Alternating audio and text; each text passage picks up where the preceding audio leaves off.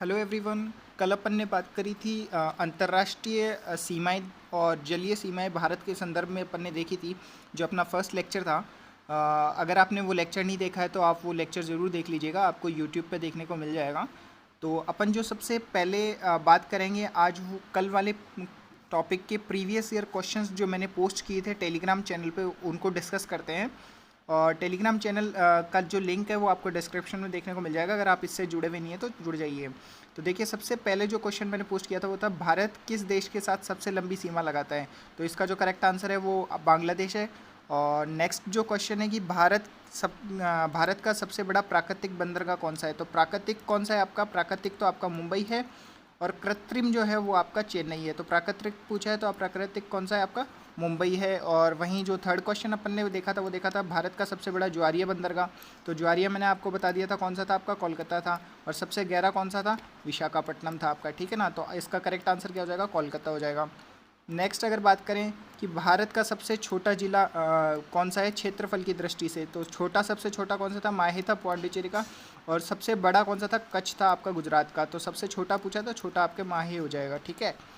जो next question था वो था कि सबसे लंबी जलीय सीमा लगाने वाला कौन सा जिला? जिला नहीं है दोस्तों, ये राज्य है। ठीक है ना, इसको राज्य कर लीजिएगा, ये जिला नहीं है। राज्य कौन सा है आपका? राज्य है गुजरात। गुजरात राज्य के संदर्भ में मैंने आपको बताया था कि कांडला बंदरगाह, कच्छ की खाड़ी, खंबात की खाड़ी, कच्छ का रण, ये सारी चीज़ें अपन ने गुजरात के संदर्भ में पढ़ी थी। तो इसका करेक्ट आंसर आपका गुजरात हो जाएगा। तो चलिए आप स्टार्ट करते हैं आज का अपना टॉपिक, भारत का विस्तार। भारत के विस्तार में दोस्तों सबसे पहले देखिए, ये चार डायरेक्शन हो गई। ये आपकी डायरेक्शन हो गई पूर्व, ये आपकी हो गई पश्चिम, ये उत्तर, और ये आपकी हो गई दक्षिण। ठीक है। अगर बात करें भारत पूर्व से लेकर पश्चिम तक कितने किलोमीटर में फैला हुआ है, तो ये दोस्तों है आपका 2933 किलोमीटर। 2933 किलोमीटर पूर्व से पश्चिम तक फैला हुआ है। वहीं अगर बात करें भारत जो उत्तर से दक्षिण तक कितना फैला हुआ है, तो ये देखिए, ये है आपका 3214 किलोमीटर, मतलब 3214 किलोमीटर। 3214 किलोमीटर आपका उत्तर से दक्षिण तक भारत का विस्तार देखने को मिलता है। तो अगर आपसे कोई सिंपली डायरेक्टली ये पूछ ले कि सर्वाधिक विस्तार किस तरफ देखने को मिलता है, पूर्व से पश्चिम या उत्तर से दक्षिण, तो आपको देखने को मिलता है उत्तर से दक्षिण तक 3214 किलोमीटर का विस्तार भारत का देखने को मिलता है। वहीं अगर बात करें अंतिम छोर कौन कौन से हैं भारत के, अगर पूर्व के संदर्भ में बात करें तो पूर्व में एक जगह है त्वांग। त्वांग के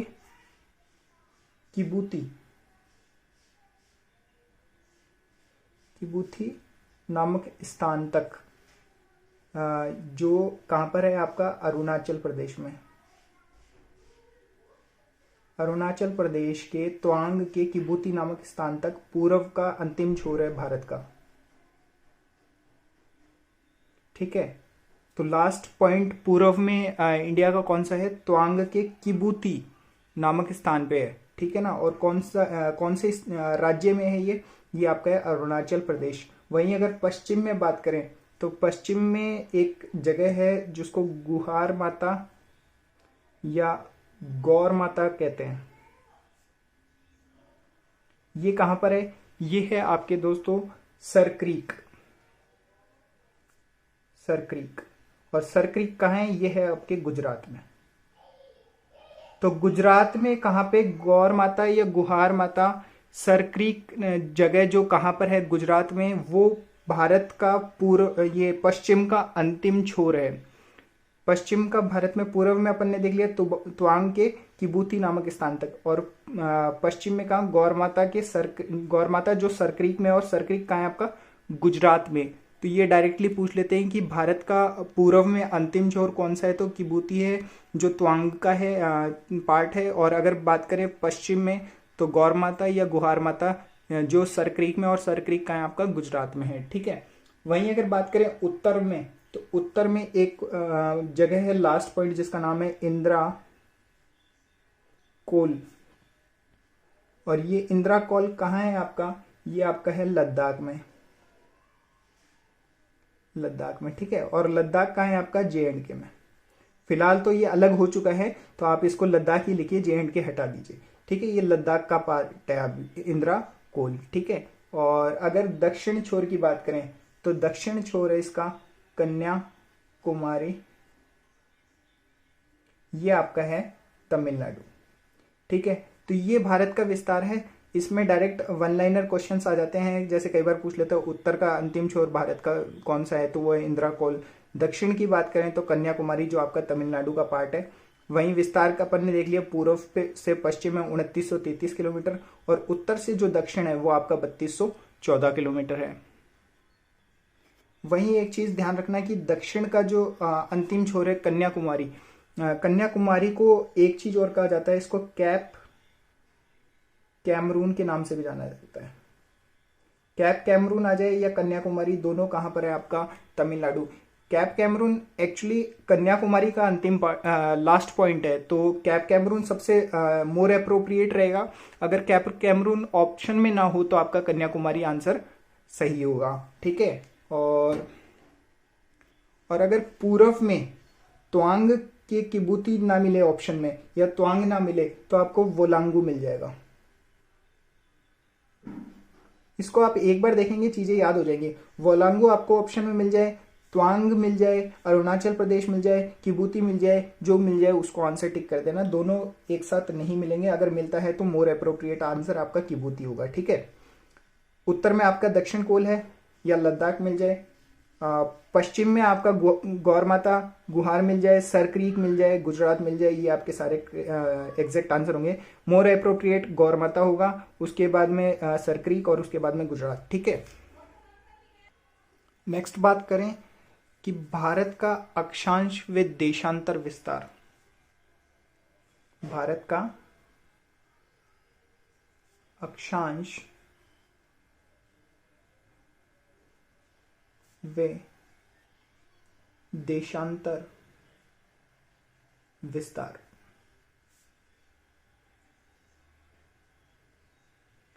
देखिए दोस्तों, भारत, देखिए ये आप देख सकते हैं, पृथ्वी के संदर्भ में अगर बात करें तो पृथ्वी को कहा जाता है गोल। एक्चुअल में अगर पृथ्वी की डायरेक्शन डिज़ाइन की बात करें, जो पृथ्वी है वो आपके नारंगी के समान है, या फिर ऑरेंज जो आपका होता है नारंगी, उस शेप की होती है।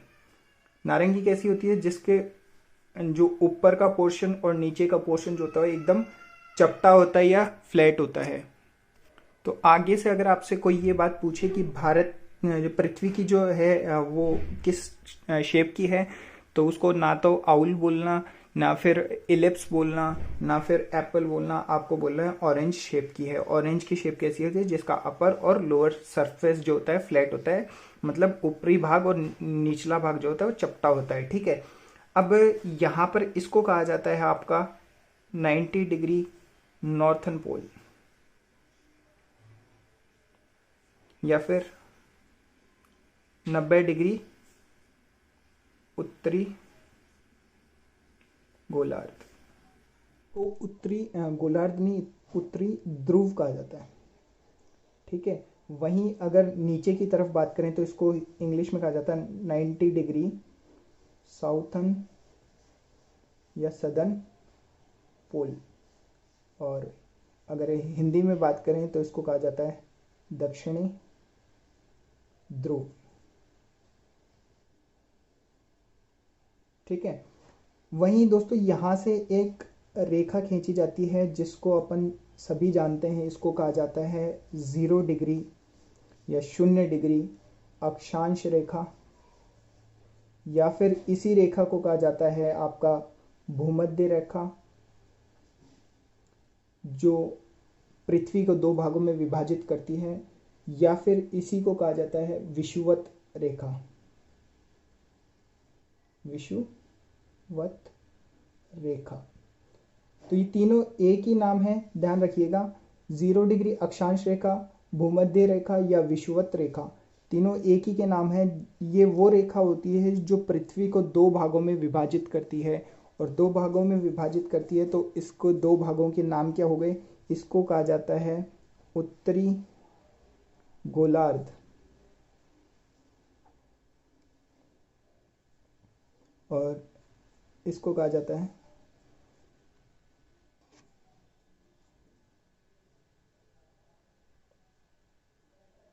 वहीं इसको कहा जाता है आपका दक्षिणी गोलार्ध। दोस्तों बात करें 0 डिग्री अक्षांश रेखा के बारे में, अपन ने देख लिया कि इसको भूमध्य रेखा, विषुवत रेखा भी कहा जाता है। ये पृथ्वी को दो भागों में विभाजित करती है, उत्तरी गोलार्ध और दक्षिणी गोलार्ध में विभाजित करती है। यहाँ पर खूब सारी इमेजनरी लाइंस हैं। देखिए किस तरीके से इमेजनरी लाइंस है, इस तरीके से इमेजनरी लाइंस खींची गई हैं, इस तरीके से दोनों गोलार्धों में इस तरीके से इमेजनरी खींची गई है। लास्ट तक कहाँ तक, सदर्न पोल। और यहाँ पे अगर बात करें इस तरीके से पृथ्वी के चारों तरफ, और ये कहाँ तक खींची गई है, ये आपकी नॉर्थन पोल तक खींची गई है। और अगर बात करें कि कुल कितनी रेखाएं खींची गई हैं, तो देखिए यहाँ से ऐसा कहा गया है कि 0 से लेकर 90 डिग्री तक प्रति 1 डिग्री पर एक लाइन खींची गई है। तो आपकी कितनी हो गई, इधर तो आपकी हो गई 89, क्योंकि लास्ट आपकी कौन सी हो जाएगी 90 डिग्री वाली, तो 89 लाइंस तो इधर हो गई, और 89 लाइंस या 89 लाइंस जो हैं इधर खींची गई हैं। तो टोटल अगर पूछ ली जाए कि प्रत्येक अक्षांश मतलब कुल अक्षांश रेखाएं कितनी हैं, तो कुल अगर अक्षांश रेखाओं की बात करें, कुल अक्षांश रेखाओं की बात करें तो देखिए कितनी हुई, ये देखिए इधर 89 ऊपर की तरफ और नीचे की तरफ 89। तो आपकी अगर टोटल बात करें तो ये आपकी हो गई 178 डिग्री। साथ में अगर वो बोले कि भूमध्य रेखाएं को मिलाकर, तो भूमध्य रेखाएं कितनी है आपकी, एक भूमध्य रेखा या 0 डिग्री है या विषुवत, तो कितनी हो गई 179। अगर सिंपली आपसे पूछे कि कुल अक्षांश रेखाएं कितनी हैं, तो आपको आंसर करना है 179, क्योंकि भूमध्य रेखा भी आपकी अक्षांश रेखा है, उसको काउंट किया जाता है भले ही वो 0 डिग्री क्यों ना हो। ठीक है, तो 0 degree, 1 degree, 2 degree, 3 degree, 4 degree, इस तरीके से इसको ड्रॉ किया गया है, बनाया गया है। तो कितनी टोटल अक्षांश रेखाएं आपकी 179 अक्षांश रेखाएं हैं। वहीं अगर आपसे ये बोल दे कि आपको ध्रुव को मिला के बतानी है या फिर पोल्स को मिला के बतानी है, तो 179 रेखाएं तो आपकी कौन सी हो गई, ये हो गई आपकी अक्षांश रेखाएं। और दो आपके पोल कौन कौन से, एक तो आपका हो गया नॉर्दर्न पोल और साउदर्न पोल, तो उत्तरी ध्रुव और दक्षिणी ध्रुव। तो ये टोटल आपकी हो गई 181। अगर वो पूछे मिलाकर बतानी है तो 181 बतानी है, अदरवाइज जो अक्षांश रेखाएं अगर सिंपली पूछे तो आपकी 179 है। वहीं अगर आपसे ये पूछ लिया जाए कि हर दो अक्षांश के बीच में, अक्षांश रेखाओं के बीच में कितनी दूरी है, अगर मतलब 1 डिग्री में कितनी दूरी है आपकी दो अक्षांश के बीच में, तो आपको बताना है प्रत्येक अक्षांश के मध्य 111.13 किलोमीटर की दूरी है। मतलब इनके बीच में गैप कितना है, डिस्टेंस कितना है, 111.13 किलोमीटर का। यहाँ पे भी 111, यहाँ पे भी 111, यहाँ पे भी 111, यहाँ पर भी 111।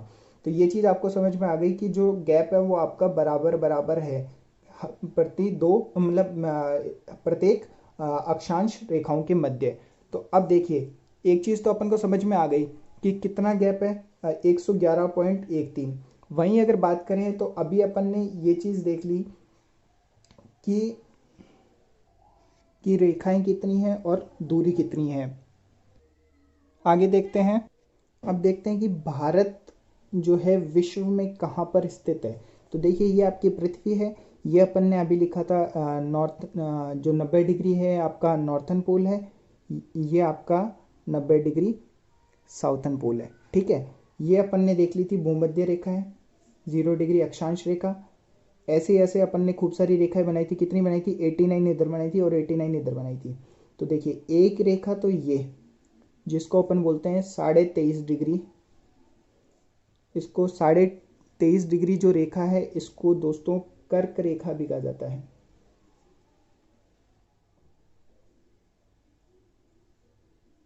और इसके ठीक ऊपर एक और रेखा जिसको अपन 66.5 डिग्री, जिसको कहा जाता है आर्कटिक रेखा। अगर बात करें दक्षिणी गोलार्ध में, तो दक्षिणी गोलार्ध में भी वही सेम चीज 23.5 डिग्री जो है उसको कहा जाता है आपकी मकर रेखा, और 66.5 डिग्री दक्षिणी गोलार्ध में इसको कहा जाता है आपका अंटार्कटिक रेखा। ठीक है, अपन ने देखा था 89 रेखा अपन ने यहाँ खींची थी और 89 इधर खींची थी, एक 1 2 3 डिग्री इस तरीके से। तो 23.5 डिग्री को मकर रेखा कहा जाता है दक्षिणी गोलार्ध में, और वहीं 23.5 डिग्री जो अपने उत्तरी गोलार्ध है उसको कहा जाता है कर्क रेखा। अगर भारत की बात करें तो भारत दोस्तों, यहाँ जो कर्क रेखा आपको देखने को मिल रही है, यहाँ पर भारत का विस्तार आपको देखने को मिलता है। ये आपका भारत है। ठीक है, तो ये जो अगर आपसे कोई सिंपली पूछ ले कि भारत पृथ्वी पर कहाँ बसा हुआ है, तो ये आपकी पूर्व थी, ये पश्चिमी डायरेक्शन थी, और ये उत्तरी थी, और ये दक्षिणी थी। तो आपको बताना है भारत जो है वो विश्व में उत्तर पूर्वी भाग में बसा हुआ है या पूर्व उत्तरी भाग में बसा हुआ है। इसको कहा जाता है उत्तर पूर्वी भाग में बसा हुआ है। तो भारत कहाँ बसा हुआ है? उत्तर पूर्वी भाग में बसा हुआ है। और उत्तर पूर्वी में कहाँ? कर्क रेखा पर। कर्क रेखा पर जो है, कर्क रेखा भारत के मध्य से होकर गुजरती है। ठीक है, तो ये चीज आपने देख ली। अब मैं आपको भारत के संदर्भ में बताता हूँ। देखिए, भारत का ये अपन ने देखी थी विस्तार। विस्तार में ये आपकी जो उत्तर थी, ये दक्षिण थी। ठीक है, तो उत्तर जो भारत की अक्षांश रेखाएं, मतलब जो अक्षांश रेखाएं उत्तर से जो निकलती है उसको कहते हैं 37.6 डिग्री 6 मिनट। और वहीं दक्षिण जो है, दक्षिण में कहा जाता है 8 डिग्री 4 मिनट, जो है वो दक्षिणी छोर है किसका? भारत का। तो देखिए यहाँ पर समझने की कोशिश कीजिए। इसमें यहाँ पर ये कौन सा है आपका?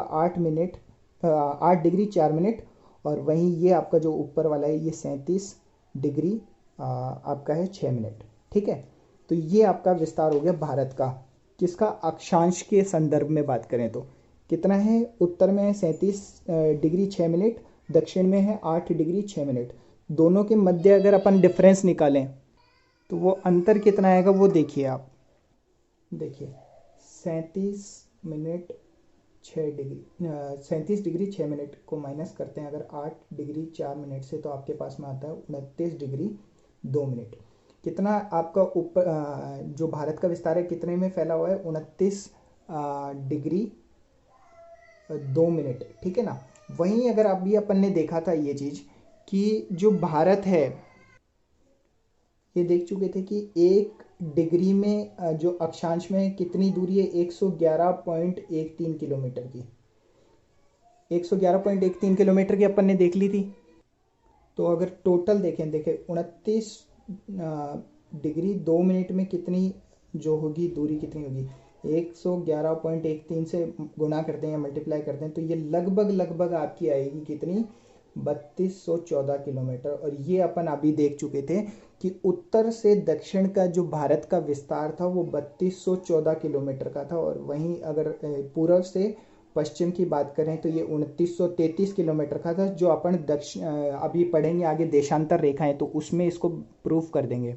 तो उत्तर से दक्षिण आपका कितना हो गया? 3214। और अगर विस्तार देखें कितने डिग्री में फैला हुआ है, तो 29 डिग्री 2 मिनट में फैला हुआ है। अब एक डाउट आप लोगों के आ रहा होगा कि ये अक्षांश रेखाएं खींची क्यों गई पृथ्वी पर? क्या कारण है कि इनको खींचा गया? तो देखिए इसके पीछे दो रीजंस हैं। पहला रीजन क्या है कि अक्षांश रेखाएं क्यों खींची गई? पहला रीजन तो यह है कि इससे अपन को क्या पता चलता है? इससे अपन को पता चलता है ताप कटिबंधीय।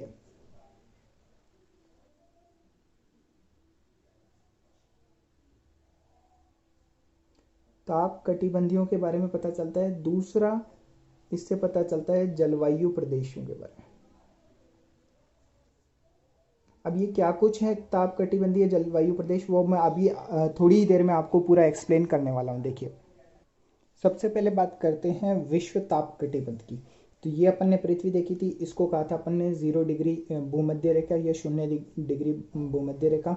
फिर अपन ने देखा था 23.5 डिग्री अपन ने जो देखा था इसको कर्क रेखा कहा था। फिर 66.5 डिग्री आर्कटिक रेखा, इसको अपन ने कहा था मकर रेखा 23.5 डिग्री, और इसको 66.5 डिग्री को अपन ने अंटार्कटिका रेखा कहा था, इसको 0 डिग्री। तो देखिए ये पृथ्वी है, पृथ्वी में ये वाला जो पोर्शन है इसको कहा जाता है आपका उष्ण ताप कटिबंध, ठीक है। वहीं अगर ये वाला पोर्शन और ये वाला पोर्शन, इन दोनों को क्या कहा जाता है सम्मिलित रूप से, इसको कहा जाता है शीतोष्ण शीतोष्ण ताप कटिबंध, ठीक है। वहीं ये जो ऊपर वाला लास्ट बच गया आपका, इसको क्रॉस कर देता हूं मैं, देखिए ये वाला और नीचे वाला, इन दोनों को क्या कहा जाता है, इनको कहा जाता है आपका शीत ताप कटिबंध।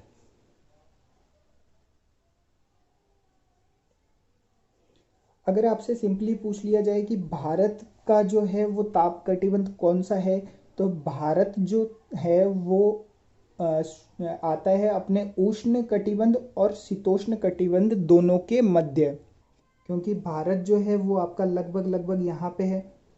तो आप एक चीज बता सकते हैं कि भारत की जलवायु कैसी होगी, तो भारत की जलवायु होगी उष्ण शीतोष्ण कटिबंधीय जो है भारत की जलवायु, या ताप कटिबंध में भारत आता है, तो भारत की जलवायु भी आपकी उष्ण शीतोष्ण जलवायु ही कहलाएगी। तो ये तो आपने देखी ताप कटिबंधीय और जलवायु। वहीं देखिए एक चीज देखिए, आपको ये पता है ये आपकी पृथ्वी है, और पृथ्वी के चारों तरफ क्या देखिए, ये पृथ्वी है, पृथ्वी किसके चारों तरफ चक्कर लगाती है, पृथ्वी आपके चक्कर लगाती है सन के चारों तरफ, ये चीज़ आपको पता है। और सन के चारों तरफ में पृथ्वी जो है वो कितने दिन में एक चक्कर पूरा करती है, तो पृथ्वी जो है 365 दिन और 6 घंटे, ऐसा कहा जाता है 365 दिन और 6 घंटे। तो अगर इसको वैसे लिखा जाए तो इसको लिख सकते हैं अपन 365 दिन 1/4, ये टोटल इतने दिन में एक चक्कर पूरा करती है पृथ्वी, किसके सन का एक चक्कर 365 दिन 6 घंटे, ठीक है ना। तो ये चीज़ आप समझ सकते हैं 365 1/4 दिन में एक चक्कर पृथ्वी सन का पूरा करती है। वहीं अगर अपन बात करें चंद्रमा जो है वो पृथ्वी के चक्कर लगाता है, ये तो आपको पता है। तो चंद्रमा पृथ्वी के कितने दिन में चक्कर पूरा करता है, 27.5 दिन में। ये कौन कर रहा है, चंद्रमा पृथ्वी के, और ये क्या है, ये है आपका पृथ्वी चक्कर लगा रही है किसके, पृथ्वी सूर्य के। वहीं आपको ये भी पता है कि पृथ्वी अपनी सतह पर भी घूमती रहती है, तो अपनी सतह पर मतलब वो खुद के एक चक्कर कितनी देर में पूरा करती है, तो 24 घंटे में। 24 घंटे में पृथ्वी क्या है कि एक अपना खुद का चक्कर पूरा कर लेती है, खुद की अपनी जगह पर घूमती रहती है, वो अपना उसका चक्कर पूरा कर लेती है एक दिन में, मतलब या फिर 24 घंटे अपन बोल सकते हैं। तो दोस्तों देखिए इसको समझने की कोशिश कीजिए, ये आपका है सन, ये आपका है ऑर्बिट,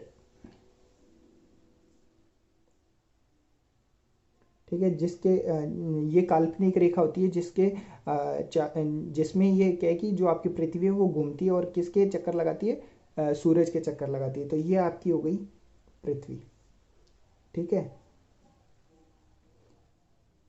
यहाँ पे ये घूमती रहेगी घूमती रहेगी, यहाँ भी घूमती रहेगी, और अपनी उस पर अपनी जो अपनी लोकेशन है, अपनी एक्सिस है, उसके चारों तरफ भी घूमती रहेगी, ठीक है ना।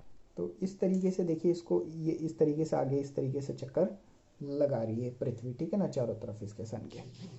अब इसको देखिए, जैसे ये आपका है सन, सन की जैसे ही इसमें एक चार चार डेट याद रखना है। कौन कौन सी चार डेट याद रखनी है, सबसे पहले देखिए, एक तो याद रखनी है आपको 21 मार्च, फिर आपको याद रखनी है 21 जून, तीसरी याद रखनी है 23 सितंबर, और चौथी आपको याद रखनी है 22 दिसंबर। अब ये चार डेट क्यों याद दिला रहा हूँ मैं आपको, क्यों याद करवा रहा हूँ, तो इसके पीछे कोई रीज़न है। क्या रीज़न है, देखिए, जैसे ही सूरज की किरण पृथ्वी पर पड़ती है तो तारीख है 21 मार्च। 21 मार्च को क्या होता है कि सूर्य की सीधी किरण आपकी कहाँ गिरती है? भूमध्य रेखा पर। सूर्य की सीधी किरण कहाँ गिरती है? भारत की भूमध्य रेखा पर गिरती है। और इससे क्या होता है? इससे ये होता है कि जो पृथ्वी के दो गोलार्ध हैं, कौन कौन से? उत्तरी गोलार्ध और दक्षिणी गोलार्ध, दोनों में जो तापमान होता है वो समान होता है। ठीक है, क्योंकि टेम्परेचर का मतलब सीधी किरण कहाँ गिर रही है आपकी? भूमध्य रेखा पर। भूमध्य रेखा पर गिरेगी तो दोनों गोलार्धों में जो तापमान होगा वो समान होगा। और इस दिन को जो कहा जाता है, इस दिन को कहा जाता है दोस्तों वसंत, बसंत विश्व, विश्व, विश्व। ठीक है, बसंत विश्व कहा जाता है 21 मार्च को। क्यों कहा जाता है? क्योंकि इस दिन सूर्य की सीधी किरण आपकी कहाँ गिरती है? भूमध्य रेखा पर गिरती है। और भूमध्य रेखा पर गिरने से क्या होता है? पृथ्वी के दोनों गोलार्धों में तापमान समान होता है। 21 जून को क्या होता है? 21 जून को क्या होता है? सूर्य की सीधी किरण जो होती है वो आपकी कर्क रेखा पर गिरती है। कर्क रेखा कौन सी थी? 23.5 डिग्री वाली। 23.5 डिग्री कहाँ पर? उत्तरी गोलार्ध में, मतलब लगभग लगभग यहाँ। मान लीजिए पृथ्वी यहाँ है, यहाँ है तो नहीं, यहाँ मानिए, मान लीजिए पृथ्वी यहाँ है, ये आपका भूमध्य रेखा, ये आपकी कौन सी हो गई? कर्क रेखा, और ये आपकी मकर रेखा। तो सीधी किरण कहाँ गिर रही है? यहाँ पर गिर रही है। तो ये आपकी कौन सी है? कर्क रेखा। कर्क रेखा पर कब गिर रही है? 21 जून को। 21 जून को कर्क रेखा पर अगर सीधी किरणें सूर्य की गिर रही है तो यहाँ पर क्या होगा कि जो उत्तरी गोलार्ध होगा वहाँ पर टेम्परेचर ज़्यादा हो जाएगा, तापमान ज़्यादा हो जाएगा, दक्षिणी गोलार्ध में तापमान कम हो जाएगा। ठीक है, जिससे क्या होगा कि यहाँ पर जो उत्तरी गोलार्ध है यहाँ पर आपको तापमान ज़्यादा देखने को मिलेगा, और जो वायु दाब है या फिर एटमॉस्फेरिक प्रेशर है, वायु दाब कम देखने को मिलेगा। क्या क्या होगा देखिए, कर्क रेखा वाले पे अगर सीधी किरण सूर्य की गिरती है तो एक तो तापमान जो है, तापमान वो आपका बढ़ जाएगा। और वहीं अगर बात करें वायु दाब, वो कम हो जाएगा। ठीक है, और इस दिन को क्या कहा जाता है? इस दिन को कहा जाता है आपका उत्तरी, उत्तरी आयनात। ये याद रखना, डायरेक्ट पूछ लेते हैं उत्तरी आयनात कब होता है? 21 जून को होता है। उसमें क्या होता है? तापमान बढ़ जाता है, वायुदाब कम हो जाता है। कब, कहाँ बढ़ जाता है? तो उत्तरी गोलार्ध में बढ़ जाता है। ये चीज़ समझने की कोशिश करना, क्योंकि कर्क रेखा जो है आपकी वो उत्तरी गोलार्ध में है। वहीं अगर बात करें 23 सितंबर, 23 सितंबर को क्या होता है कि सूर्य की जो किरण होती है वो सीधी कहाँ पर गिरती है? दोबारा भूमध्य रेखा पर। जैसे देखिए, समझने की कोशिश करिए, ये चक्कर काट रही है, चक्कर काटेगी तो पहले इसको इधर देखिए, इधर मैं अलग से समझाने की कोशिश करता हूँ। ये आपका सन है, ये पृथ्वी है। सबसे पहले आपकी कहाँ सीधी किरण कहाँ गिरी? भूमध्य रेखा पर। फिर यहाँ आए तो यहाँ पर कहाँ गिरी? कर्क रेखा पर सीधी किरण। ये आपकी भूमध्य, और ये आपकी हो गई कौन सी रेखा? ये आपकी मकर रेखा। फिर आगे गए तो ये आपकी भूमध्य रेखा, ये कर्क रेखा, ये मकर रेखा। तो कहाँ गिरेगी? ये यहाँ पर। क्योंकि पृथ्वी खुद अपनी लोकेशन पे भी तो घूम रही है ना, अपनी लोकेशन पे घूमेगी तो पहले मकर पे, कर्क पे जाएगी, कर्क से फिर वापस आएगी भूमध्य, फिर जाएगी मकर पे, मकर पे, मकर से फिर भूमध्य, भूमध्य से फिर जाएगी आपकी कहाँ पर? कर्क पर। तो ये रोटेशन चलता रहता है कि पहले जाएगी भूमध्य, भूमध्य से कर्क, कर्क से भूमध्य, फिर मकर, मकर से फिर इस तरीके से। तो पहले कहाँ जा रही है? भूमध्य पे, भूमध्य के बाद में कर्क पे, कर्क के बाद में फिर वापस आ रही है भूमध्य पे, और फिर आ रही है कहाँ पे? मकर रेखा पर। तो 23 सितंबर को सीधी किरण कहाँ फिर से भूमध्य रेखा पर गिरती है। और दोबारा अगर भूमध्य रेखा पर गिरती है तो दोनों में जो तापमान होता है दोनों गोलार्धों में वो समान तापमान देखने को मिलता है। समान तापमान देखने को मिलता है तो उससे इस दिन को क्या कहा जाता है? तो इस दिन को कहा जाता है शरद विश्व। ये टर्म डायरेक्ट पूछ ली जाती है कि वसंत विश्व का कब होती है? तो 21 मार्च को होती है। उस दिन क्या होता है? उस दिन दोनों गोलार्धों में तापमान सेम होता है, भूमध्य रेखा पर सीधी किरण सूर्य की गिरती है। फिर पूछ लेते हैं शरद विश्व कब होता है? तो ये 23 सितंबर को होता है। उस दिन क्या होता है? भूमध्य रेखा पर सीधी किरण सूर्य की गिरती है और दोनों गोलार्धों में तापमान समान देखने को मिलता है। 22 दिसंबर को क्या होता है? 22 दिसंबर को अब देखिए, भूमध्य पे गई पहले, सबसे पहले 21 मार्च को, फिर कहाँ गई? आपके कर्क पे, कर्क के बाद में फिर कहाँ गई? भूमध्य पे, और अब बारी कहाँ गई आपकी? मकर की। तो मकर पे आप सीधी मकर रेखा पर, मकर रेखा कौन सी थी? 23.5 डिग्री वाली। कहाँ पर? दक्षिणी गोलार्ध में, अपन ने देखा था अभी थोड़ी देर पहले। तो मकर रेखा पर सीधी जा रही है, तो मकर रेखा पर क्या हो जाएगा, तापमान आपका इस बार बढ़ जाएगा, मतलब कि आपका जो दक्षिणी गोलार्ध है वहाँ तापमान बढ़ जाएगा, वायु दाब कम हो जाएगा। ठीक है, और इस दिन को कहा जाता है दोस्तों 22 दिसंबर को जो आपको कहा जाता है वो कहा जाता है दक्षिणी आयनात। ये टर्म याद रखना, दक्षिणी आयनात किसे कहा जाता है, उत्तरी आयनात किसे जाता है, बसंत विषुव किसे कहा जाता है, शरद विषुव किसे कहा जाता है। ये इतना डिफिकल्ट टॉपिक नहीं है, इसको एक बार अगर आप ध्यान से वीडियो देखेंगे ना तो आपको समझ में आ जाएगा। हालांकि हल्का सा यहाँ पे आपको कन्फ्यूजन होने की कोशिश करेगी तो आप डायरेक्ट टर्मिनोलॉजी याद कर लीजिएगा। हालांकि मैं आपको समझा चुका हूँ कि किस तरीके से सूरज की जो सूर्य की किरण है वो कैसे पृथ्वी पर गिर रही है। ठीक है, क्योंकि पृथ्वी जो है वो अपने एक्सिस पे भी चक्कर लगा रही है, तो जिसके कारण वो क्या है कि पहले भूमध्य पे, फिर कर्क पे, फिर भूमध्य पे, फिर मकर पे, फिर भूमध्य पे, इस तरीके से इसकी रेखा जो सूर्य की किरण है वो पृथ्वी पर गिरती है। चलिए अब बात कर लेते हैं कर्क रेखा का भारत में विस्तार। मैप के थ्रू अपन देख चुके थे कि भारत में कर्क रेखा कहाँ से गुजरती है, वो तो अपन ने देख लिया था। अब अपन मैप में देख लेते हैं कि कौन कौन से राज्यों से होकर ये गुजरती है। तो देखिए, मैंने आपको ये बता दिया कि कर्क रेखा कौन सी थी, आपके 23.5 डिग्री वाली कर्क रेखा थी। और 23.5 डिग्री वाली कर्क रेखा के बारे में मैंने आपको एक चीज़ बताई थी कि ये भारत में कितने राज्यों से होकर गुजरती है। तो ये भारत में गुजरती है आपके 8 राज्यों से होकर। तो वो 8 राज्य कौन कौन से हैं देखिए। सबसे पहला तो ये राज्य, ये जो आपकी दिख रही है आपको डॉटेड लाइन, ये ही लाइन आपकी है 23.5 डिग्री। आप यहाँ देख सकते हैं, ये लिखा हुआ भी है, आपके पास में मैप होगा तो आप देख लीजिएगा। यही है आपकी कर्क रेखा जो भारत के मध्य से होकर गुजरती है। ठीक है, इसको ये भी कहा जा सकता है कि ये वह रेखा है जो भारत को 2 भागों में विभाजित करती है। तो 23.5 डिग्री है। कौन कौन से आपको जो राज्य देखने को मिलते हैं, सबसे पहला राज्य, ये जो राज्य आपको देखने को मिल रहा है, ये राज्य देखिए, ये राज्य आपको पता है, अपन इसके बारे में देख चुके हैं, ये आपका है गुजरात। गुजरात के बाद में ये जो राज्य आपको देखने का हल्का सा इसके दक्षिण से होकर गुजरती है, ये जो राज्य आपको देखने को मिल रहा है देखिए, ये वाला, ये जो राज्य है ये आपका राजस्थान है। राजस्थान के दक्षिण से होकर कर्क रेखा गुजरती है। उसके बाद में ये आपका जो है ये आपका मध्य प्रदेश है, और मध्य प्रदेश में बात करें एकदम मध्य से होकर गुजरती है, मध्य प्रदेश के एकदम मध्य से गुजरती है कर्क रेखा। ठीक है, मध्य प्रदेश के बाद में बात करें, ये जो राज्य आपको देखने को मिलता है ये आपका राज्य है, ये जो राज्य है ये आपका कौन सा राज्य है, ये आपका राज्य है छत्तीसगढ़। छत्तीसगढ़ के बाद में अगर बात करें, ये जो राज्य आपको देखने को मिल रहा है ये वाला, ये राज्य है आपका झारखंड। झारखंड के बाद में बात करें, ये जो राज्य है ये वाला राज्य, ये आपका है पश्चिम बंगाल। देखिए काफ़ी इंपॉर्टेंट है, वन लाइनर क्वेश्चन पूछ लेते हैं डायरेक्ट यहाँ से। मैं आपको बताऊंगा अभी इसके क्वेश्चंस जो प्रीवियस ईयर्स में आए हुए हैं वो वाले कौन कौन से क्वेश्चंस हैं। तो नेक्स्ट जो है ये वाला जो आप देख रहे हैं राज्य, ये आपका राज्य कौन सा है, ये आपका राज्य है त्रिपुरा। और लास्ट जो आपका है ये आपका है मिजोरम। देखिए ये जो राज्य है ये आपने त्रिपुरा देखा, ये मिजोरम देखा।